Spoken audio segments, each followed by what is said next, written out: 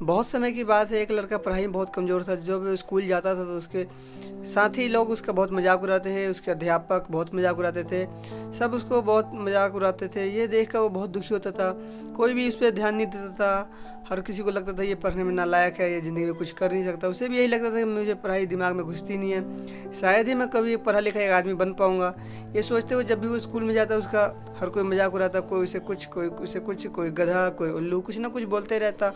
इन सब से दुखी हो जाता। एक दिन ऐसा आया कि उसके टीचर अध्यापक भी उसे बोलना शुरू कर दिए, नालायक है, कुछ नहीं कर सकता, तुझे कुछ नहीं आता।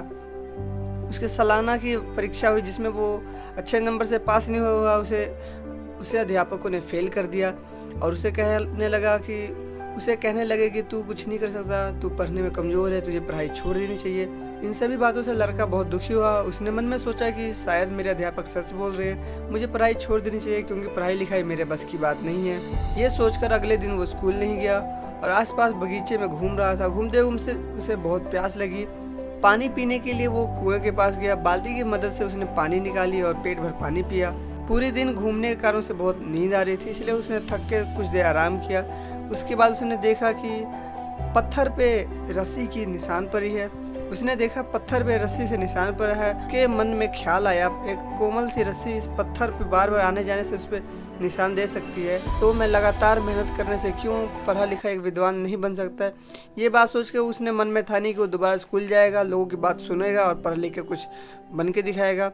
ये सोच के वो अगले दिन स्कूल गया और अध्यापक, विद्यार्थी सब उसका मजाक उड़ाने लगे कि दोबारा आ गया। इसने किसी की बात नहीं सुनी और अपने पढ़ाई पे ध्यान लगा दिया। 1 साल बीते और उसने परीक्षा दी। परीक्षा में बहुत अच्छे नंबर से पास हुआ, जिसे देखकर अध्यापक और सभी बच्चे बहुत खुश हुए। उन्होंने सोचा कि अब हमें इसका मजाक उड़ाना छोड़ देना चाहिए, शायद ये पढ़ने लगा है। और देखते देखते वो लड़का बहुत पढ़ने में तेज हो गया और ऐसा भी एक दिन आया जब वो संस्कृत का बहुत बड़ा विद्वान बन गया। बहुत सी अच्छी अच्छी ग्रंथें लिखी जिसे आज हम पढ़ते हैं। इसलिए हमें कभी किसी का हौसला नहीं तोड़ना चाहिए, बल्कि हमें दूसरे का हौसला बढ़ाना चाहिए। आई होप आपको ये कहानी बहुत अच्छी लगी होगी। कहानी कैसे लगी हमें कमेंट करके जरूर बताएं। वीडियो अच्छी लगे तो इसे लाइक कर दें।